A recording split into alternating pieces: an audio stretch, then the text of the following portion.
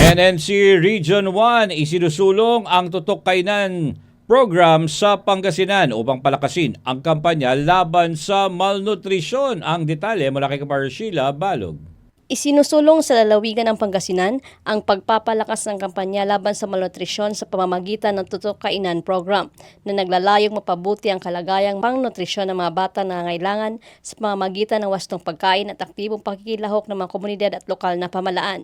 Sa isinagawang talakayan with Ronda 1, binigyang diin ang kahalagahan ng sama-samang pagkilos ng iba't ibang sektor upang matiyak na naaabot ng programang pangnutrisyon ang mga batang higit na nangailangan ng suporta. Isinusulong ang programa kasabay ng pagdiriwang ng 52nd Nutrition Month na may temang nutrisyon at kalikasan ating pangangalagaan na nagpapaalala na hindi lamang nakasalalay sa masustansyang pagkain ang mabuting kalusugan kundi pati sa malinis na kapaligiran, matabang lupa, ligtas na tubig, malulusog na sakahan at matatag na klima. Ito ang hinahayag ni Kendall Philrim Gatan, Officer in Charge ng National Nutrition Council Region 1. Sunshine News Blast. So, ang tema natin ngayong taon ay nutrisyon at kalikasan ating pangalagaan. So, ito ay nagpaalala sa atin na ang nutrisyon at pangangalaga sa kalikasan at kapaligiran ay closely connected. Madalas nating iniisip na ang maayos na nutrisyon ay simpleng pagkain lamang ng masusustansyang pagkain. Ngunit bago pa man makarating ang pagkain sa ating hapagkainan, ito ay nakasalalay sa malulusog na sakahan or healthy farms, malinis na karagatan, ligtas na tubig, at saka matabang lupa at matatag na klima. So tuwing buwan ng Hulyo, ipinagdiriwang po natin ang buwan ng nutrisyon to raise public awareness about nutrition issues and encourage everyone to adopt healthy lifestyles. Ayon pa kay Gata, nagsimula ang Tutok Kainan program noong panahon ng pandemya. Nakatuon ito sa mga buntis na nangangailangan ng suporta at sa mga batang may edad, 6 hanggang 23 buwan na kabilang sa mahalagang first 1,000 days ng buhay ng isang bata upang makamit ang wastong nutrisyon. Dagdag panigatan, makikinabang sa programa ang mga natukoy na benepisyaryo at mga bayan na kabilang sa target areas ng NNC. Anya, layunin ng ahensya na higit pang palawakin ang naturang advokasya upang mas marami pang pamilya ang maaabot. Sunshine News Blast. Of course, magbe-benepisyo po yung lahat po ng mga na-identify po natin ng mga beneficiaries. Magbe-benepisyo din po yung mga bayan po na atin pong na-target para po sa programa. At ito po ay may mga katuwang po tayo ng mga local government units within the province of Pangasinan para po sila po yung magiging partner po natin sa pag-i-implement po ng programang ito.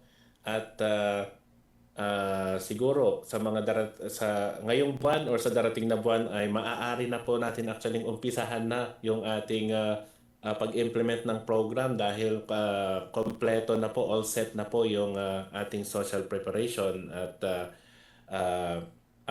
inaabangan din po natin ang partisipasyon ng ating mga katuwang na mga LGUs at iba pa pong partners na gusto pong makilahok sa pag-implement po ng ating Tutok Kainan. So definitely this will improve the nutrition situation sa mga lugar na matatarget po natin at makakatulong po na ma-improve pa po natin ang kabuuan ng nutrition situation ng Region 1.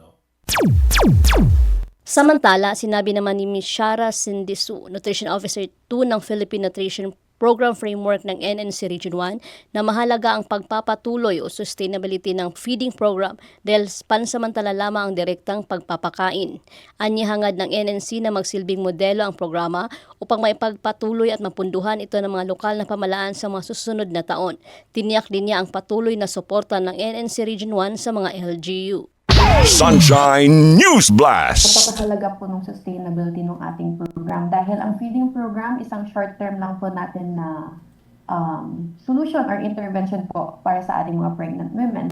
However, if wala pong magiging funding in the future, syempre mas mahirap po siyang ma-ensure na lahat po ng magbubuntis or manganganak in the future, mabibigyan pa rin po ba sila ng suporta.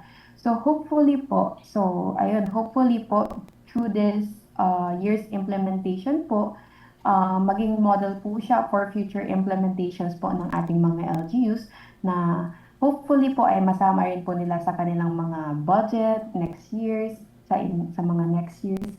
And ayun po. So ang NNC naman po ay bukas po na mag-provide ng mga technical assistance as well as yung pag-assist po sa, for example, nutrition education po ng ating mga mothers, especially caregivers, para rin po, even if hindi na po matuloy ang program or hindi na sila maging beneficiaries ng program, may dadala pa rin po silang kaalaman na pwede po nilang gamitin sa kanilang mga future meal preparations.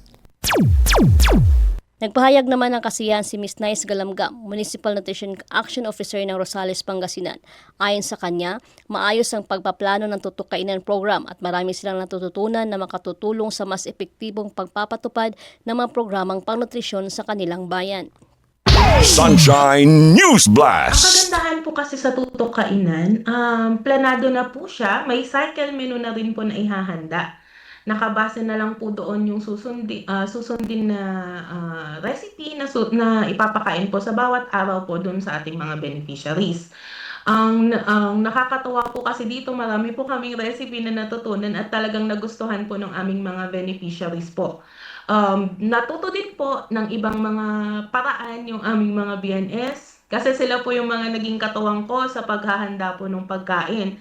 Bukod pa po doon, mas na-enhance po nila yung kaalaman din po nila sa proper food handling dahil sabi ko nga, ngayon lang sila nakasubok na magluto at magpakain talaga sa kanilang mga nasasakupan or mga beneficiaries po nila. Kabilang sa mga bayan sa Pangasinan na sakop ng programa ang Santa Maria, Umingan, Lawak, Bugalyon, Sison, San Quintin at Rosales. Batay sa resulta ng taunang pagtitimbang, kabilang ang mga ito sa mga munisipalidad na may mataas na kaso ng pagkabansot o stunting at malnutrisyon. Ayon pa kay Gatan, napili ang mga naturang bayan dahil sa pinakitang matibay na commitment ng kanilang mga lokal na pamalaan sa pamamagitan ng paglagda ng Memorandum of Agreement. Tiniyak rin niya na may patutupad ng maayos ang lahat ng programa, katuwang ang mga opisyal ng Barangay Nutrition Committee. Sunshine News Blast. Higit po sa lahat, bakit po natin sila pinili ay ang commitment po ng mga nabanggit po natin na LGU. So, they committed na i-embrace po nila, sasaluhin po nila itong programa at i-implement po nila itong programa. Kagaya po na nabanggit ko kanina, meron po kaming Memorandum of Agreement at sinisigurado po natin na lahat po ng mga components ng programa ay ma-implement sa kanilang lugar. Matatanda ang inilunsad ng NNC Region 1 ang pagdiriwang ng 52nd Nutrition Month sa lungsod ng Alaminos noong Hulyo 7. Nakiisa sa aktibidad ang LGU Alaminos, gayon din ang Department of Health Center for Health Development Region 1, Department of Agriculture Region 1, Department of the Interior and Local Government Region 1, at Department of Environment and Natural Resources Region 1. Hinihikayat naman ng publiko na patuloy na makiisa sa mga programang pangnutrisyon dahil ang sapat na kalaman at wastong nutrisyon ay mahalagang susi sa pagbuo ng mas malusog, mas matatag at mas produktibong pamayanan. Para sa Diyos at sa Pilipinas kong mahal, Sheila Balog, ka-partner mo sa balita at serbisyo.